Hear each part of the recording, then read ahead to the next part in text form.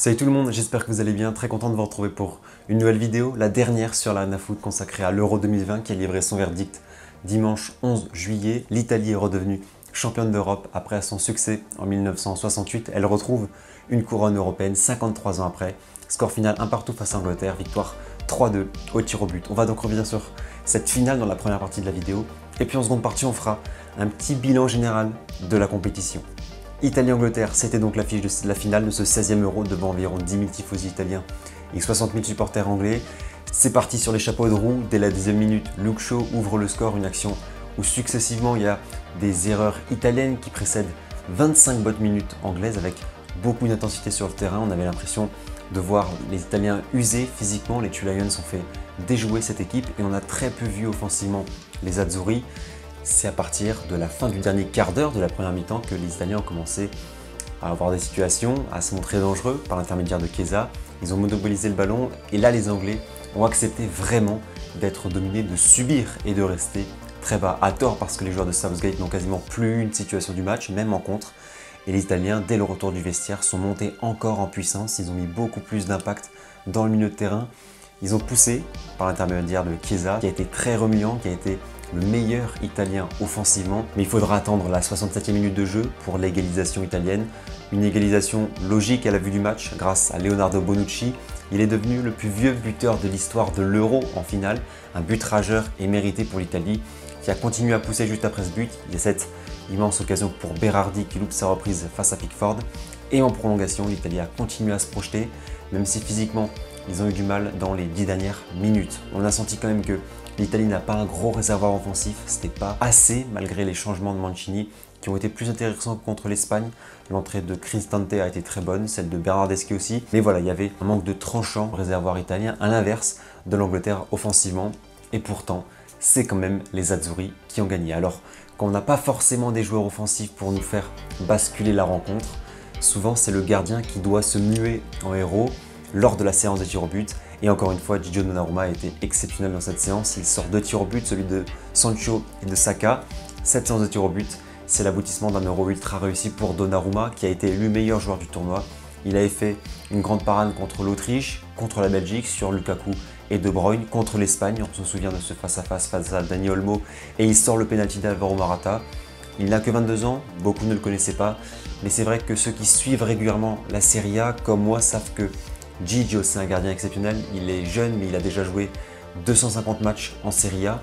C'était son premier vrai grand tournoi, il n'a jamais joué en Ligue des Champions encore, mais il a brillé et il a montré qu'il était un très grand gardien, la nouvelle muraille de cette nationale.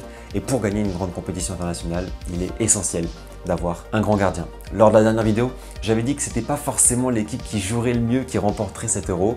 Ça a été vrai sur une partie du match, mais finalement c'est bien l'équipe qui a le plus mérité, qui a le plus tenté, qui décroche le sacre. C'est mérité sur ce match et c'est mérité sur l'ensemble de la compétition parce que collectivement l'Italie a réussi une performance exceptionnelle sans vraie star et c'est l'équipe qui a été la plus belle sur cet Euro. Surtout, il y a un homme qu'il va falloir encenser, c'est Roberto Mancini qui a repris en 2018 une équipe sans âme, sans repère, pas qualifié pour le mondial. 3 ans après, il a rebâti une nation, un groupe capable de tout surmonter, mais surtout une équipe avec un fond de jeu, avec des principes clairs. Et je rejoins ce que les journalistes d'Eurosport ont déclaré au sujet de l'Italie.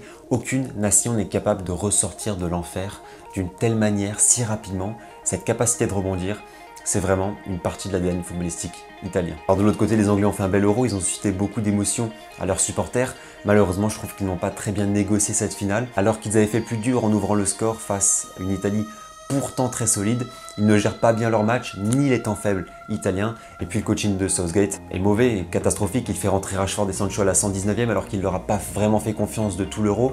On n'a quasiment pas vu ces deux joueurs du tournoi. Ces deux mêmes joueurs vont rater leur tir au but, comme le tout jeune Saka, 19 ans. Quelle pression pour lui de tirer en dernier. Christophe Josse, le commentateur de beIN Sport, a d'ailleurs dit à l'antenne « Southgate les a envoyés au feu les jeunes » parce qu'il a déclaré que c'était lui qui avait pris la décision de qui tirer les pénaltys. C'est une très grosse responsabilité et dans cette situation, c'est un très mauvais coaching. Je reviens rapidement pour finir sur le fait que cette finale s'est malheureusement disputée ou finie dans un esprit assez malsain. Ça a commencé avec les débordements de supporters à Wembley, puis Il y a eu l'hymne italien, copieusement sifflé. C'est dommage surtout que c'est pas ça qui intimide les Italiens, c'est plutôt une force supplémentaire. Et puis les dernières insultes racistes pour Sancho, Saka ou Rashford qui ont loupé leur tir au but. Un comportement inadmissible qui ternit cette finale d'Euro 2020. On passe à la deuxième partie de cette vidéo où on va faire le petit bilan général de la compétition. Les équipes qui m'ont plu, les équipes qui m'ont surpris et à l'inverse, les nations qui m'ont déçu. Il y a de quoi dire. Je commence par les tops et forcément par l'Italie qui, comme le dit la devise per aspera ad astra, utilisée par Bonucci, revient de sentiers ardus pour tutoyer les étoiles. C'est un retour au premier plan à la fois magnifique et inattendu, mais vraiment mérité pour cette équipe qui a rayonné par son niveau. En autre top, je pourrais mettre les Anglais qui ont rallié une finale pour la première fois depuis 55 ans. C'est déjà une grande réussite, mais je parlerai surtout du Danemark qui a été un chouchou du grand public, d'abord parce qu'il y a eu cette frayeur Eriksen qui aurait pu nous anéantir cet Euro, mais surtout parce qu'il y a ce groupe qui a atteint le dernier carré alors qu'ils avaient 0 points après 2 journées. Il y a cette ferveur que l'on a vue du Parken, ces émotions intenses et puis ce collectif bien huilé avec des joueurs talentueux et valeureux, Damsgaard, Melle, Kier, Dolberg, Schmeichel et j'en passe. C'est un gros coup de cœur de cet Euro. Je mettrai ensuite l'Espagne parce que Luis Enrique et son équipe étaient beaucoup décriés en début de compétition, on y émettait beaucoup de doutes. Force est de constater qu'elle est montée en puissance tout au long de cet Euro. La Rora est l'équipe qui a le plus maîtrisé le futur champion d'Europe. Elle s'est arrêtée dans le dernier carré, c'est beaucoup de promesses avant le mondial 2022. Et enfin, je mettrai dans mes tops le florilège de 3 meilleurs troisièmes, la Suisse, l'Ukraine et la République tchèque qui ont atteint les quarts de finale. La Suisse et l'Ukraine, ce fut une grande première. La Nati a réalisé un exploit monumental au passage en sortant l'équipe de France. La République tchèque a fait un Euro abouti, également d'un haut niveau tactique et physique avec l'élimination des Pays-Bas sur son tableau de chasse. On passe au flop et vous allez voir qu'on pourrait y faire entrer énormément de grosses nations, à commencer par l'équipe de France qui était décrite comme le grand favori de cette édition, qui avait l'équipe la plus forte sur le papier. C'est une désillusion de voir notre sélection chuter dès les huitièmes, alors qu'elle était sortie du groupe de la mort et qu'elle avait en vue un doublé Coupe du Monde Euro. C'est une leçon à apprendre, footballistique et mentale. Elle nous a pas beaucoup emballé dans la compétition. Elle n'a pas su tenir le score à la 80e. Beaucoup de regrets parce qu'on attendait mieux, comme du Portugal qui était le tenant du titre et que je mets forcément dans les flops parce que cette équipe ne prend qu'un point sur 6 contre la France et l'Allemagne.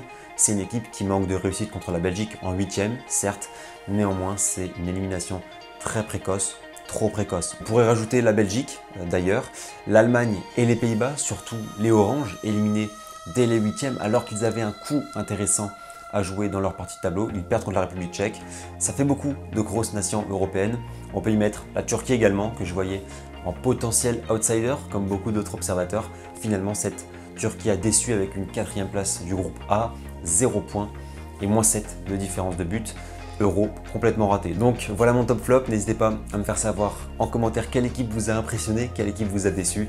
Je vous lirai avec plaisir. Avant qu'on se quitte, laissez-moi vous remercier de m'avoir suivi dans cette aventure Euro 2020. C'est la première fois que j'ai couvert sur YouTube une grande compétition internationale. Merci à tous pour votre fidélité. Il y a des choses perfectibles et je sais que la suite sera encore meilleure. L'Euro 2020 sur la Nafoot, ça a commencé début mars. On en a parlé pendant 5 mois avec les experts. Je remercie toutes ces personnes. C'est 160 minutes de vidéo pour plus de 7000 vues. Je suis très fier de tout ça. Et vous pouvez tout retrouver dans les playlists En route pour l'Euro et Euro 2020. Pour cette dernière, ce serait super si on explosait la barre des likes ensemble. L'abonnement et la petite cloche également. C'est rapide et ça me soutient beaucoup. L'Euro s'arrête sur YouTube, mais je vous retrouve dans quelques jours pour une analyse bonus très sympa sur les coulisses politiques et géopolitiques de l'Euro 2020. Et puis après ça, le football continuera à vivre sur cette chaîne. C'est tout pour moi. Prenez soin de vous et profitez des vôtres. Ciao.